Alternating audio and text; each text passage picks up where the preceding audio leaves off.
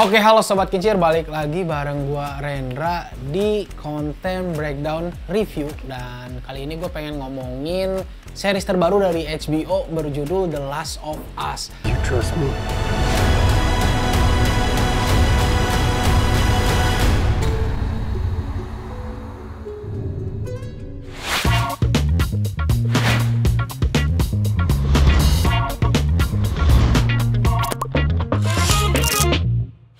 Salah satu series yang paling gue antisipasi dari lama karena gue emang mainin gamenya juga ya. Oke, sebenarnya di minggu ini series ini tuh udah rilis 2 episode dan gue jatuh cinta banget sama kedua-duanya. Dari awal pemilihan casting gue emang udah optimis banget, dan pemilihan Pedro Pascal dan Bella Ramsey sebagai pemeran utama menurut gue di sini tuh pas banget. Ini kayaknya semua orang udah pada tahu The Last of Us di HBO ini tuh kan adaptasi dari game yang awalnya rilis di PS3 tahun 2013. Antara game sama seriesnya punya premis yang sama, nyeritain dunia post apokalips di mana wabah jamur merajalela dan bikin manusia jadi semacam makhluk yang kayak zombie gitu. Gue sebagai pemain gamenya dan juga pecinta cerita-cerita survival gitu kayak yang terpuaskan dengan hadirnya series ini. Apalagi gue udah lama nggak nikmatin cerita-cerita survival mode. Di sini karena episode 1 dan episode 2 udah rilis, gue juga jadi pengen fokus ngebahas tentang teori tepung yang kayaknya sama kreator seriesnya dijadiin elemen penting yang bikin wabah ini bisa tersebar secara worldwide. Nah, series ini tuh punya 2 showrunner yang gue sangat percaya sama mereka berdua. Karena apa? Karena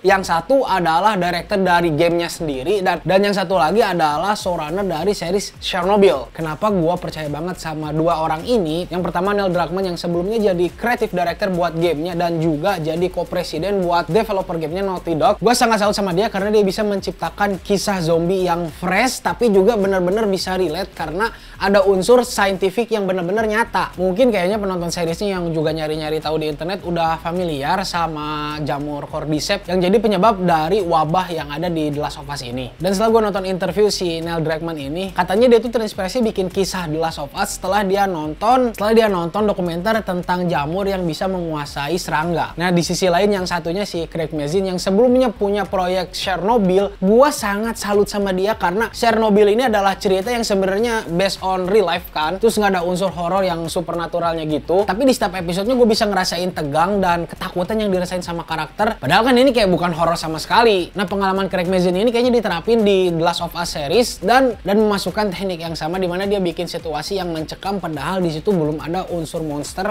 unsur horor atau unsur supernaturalnya. Di episode pertama ada adegan talk show dan di episode kedua ada adegan di Indonesia. So, gimana full review dari The Last of Us untuk episode 1 dan episode 2 beserta teori mendalamnya? Spoiler buat yang belum nonton, ini dia Kincir review The Last of Us episode 1 dan episode 2. Nah, sebelumnya udah Kincir, jangan lupa bantu channel ini untuk lebih berkembang dengan nge-like videonya dan subscribe buat yang belum, karena nanti kedepannya bakal banyak juga review-review tentang film atau series yang bakal bikin kita bisa diskusi bareng-bareng.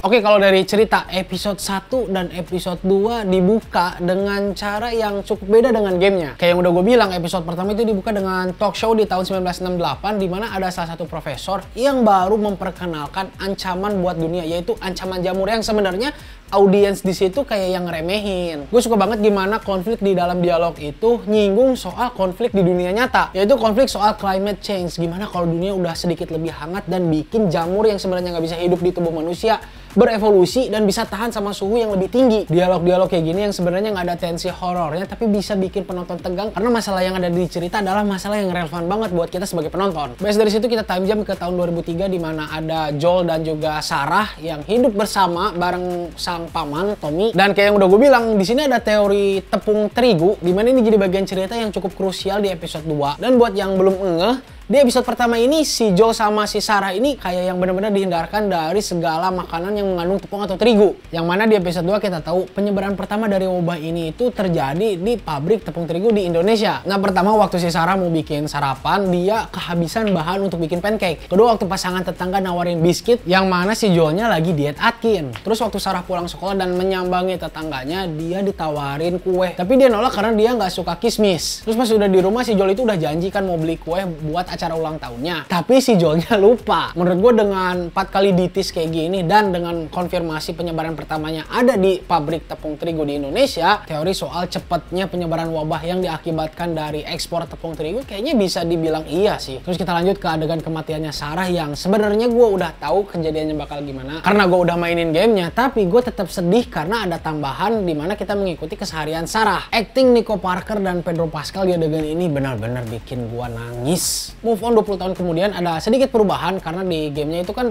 timelinenya dari 2013 ke 2030-an. Kalau di sini timelinenya dari 2003 ke tahun 2023. Kita ngeliat si Joel yang udah berubah drastis, hatinya beku banget pasca kehilangan orang tersayang dia. Akhirnya dia melakukan misi bareng Tess, pasangan dia di dunia post apokaliptik ini, dan Joel malah harus ngasuh anak bernama Ellie. Sebenarnya bukan ngasuh juga sih, lebih ke nganterin dia sebagai kargo. Di akhir episode pertama, Joel sama Tess jadi tahu kalau Ellie itu sangat penting karena Ellie punya potensi imun terhadap jamur cordyceps. Nah terus lanjut di episode 2, kita ngeliat perbedaan antara sudut pandang Joel dan si Tess. Joel yang skeptis kelihatan banget pesimis sama misi dia ini. Tapi si Tess kayak punya aura positif dan lebih ingin meyakinkan ke si Joel kalau misi ini mungkin berhasil buat nyelamatin dunia. Dan kayak yang udah gue bilang sebelumnya, sebelum adegan ini kita dibawa kembali ke tahun 2003, dimana itu tuh 2 hari sebelum kejadian outbreak di episode pertama. Di Jakarta kita ngelihat Ibu Ratna, seorang profesor mikologi, expert dari dunia perjamuran. Dan feedback dia tentang jamur cordyceps yang akhirnya bisa menjangkit manusia cuma satu, yaitu bom. Bom kotanya termasuk orang-orang di dalamnya. Nah dialog antara Christine Hakim dengan Pak Yoyo Unri ini bikin gue tegang banget. Fast forward ke tahun 2023 lagi, Joel, Tess, dan Ellie melanjutkan misi mereka untuk mengantarkan Ellie sebagai kargo ke Fireflies. Mereka memilih melewati museum dan di sana mereka berhadapan dengan Clickers. Beres melawan Clickers, mereka melanjutkan misinya untuk bertemu dengan Firefly. Tapi sayangnya, anggota Firefly yang seharusnya menjemput Ellie nggak ada. Ternyata mereka udah tewas. Di adegan ini terungkap juga Tess udah kena gigit dari Clickers dan waktu dia udah nggak lama lagi. Di akhir Tess harus berkorban menghadang ratusan zombie dengan cara meledakkan diri. Dan Joel pun harus lanjut menjaga Ellie tanpa kehadiran Tess.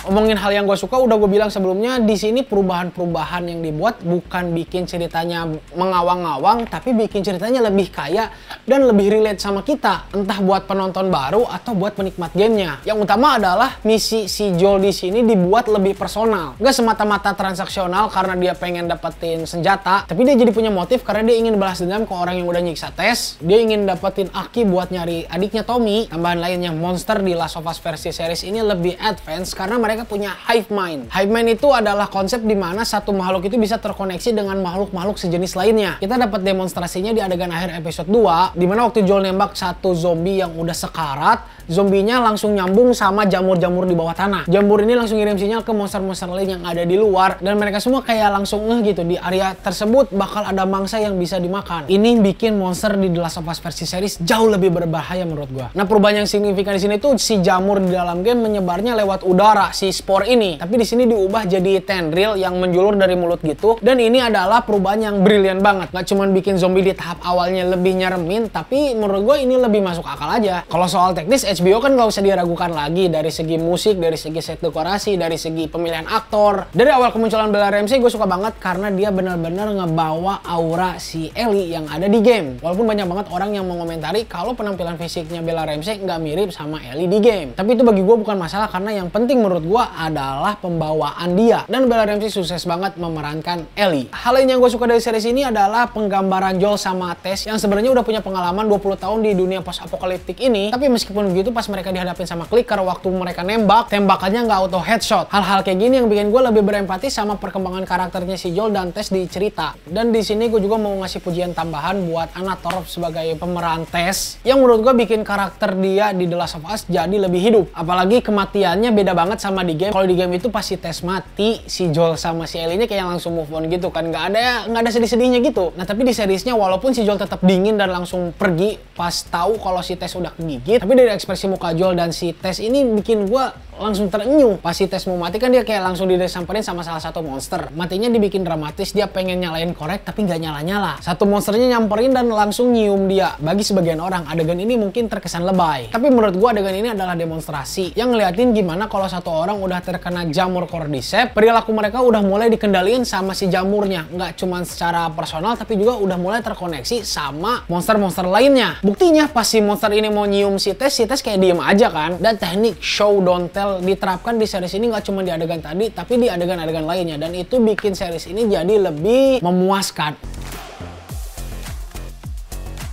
Nah, tapi ada hal yang gak gue suka dari series ini, guys. Kan lo tahu episode 2 dibuka dengan adegan di Indonesia. Menurut gue adegan di Indonesianya tuh kurang banyak nih. Padahal gue berharap banget outbreak pertama di Indonesia itu dieksplor lebih jauh. Entah di kota lain nih, di Bandung, di Depok, di Bekasi. Gimana kelanjutan kisah orang-orang yang kerja di PT Bogasari pasca 14 orang hilang. Kayaknya kurang banget dieksplor ya. Bercanda. Kayak kan omongan gue sebelumnya, karena 6 menit adegan di Indonesia ini menurut gue on point, 10 out of 10. Porsinya pas, dialognya pas, actingnya juga pas. Mungkin ada yang kecewa, kok Indonesia baru dimunculin di series internasional tapi sentimennya negatif. Menurut gue ini bukan sentimen negatif, karena adegan di sini diliatin walaupun Indonesia sebenarnya bukan negara maju, tapi respon pertama pemerintah atau militer ketika ada wabah ini adalah dengan menanyakan pendapat ahli, yang menurut gue itu menggambarkan Indonesia sangat aware tentang ilmu pengetahuan. Dan itu keren banget. Jadi sejauh ini episode 1 dan episode 2 The Last of Us sangat-sangat memuaskan.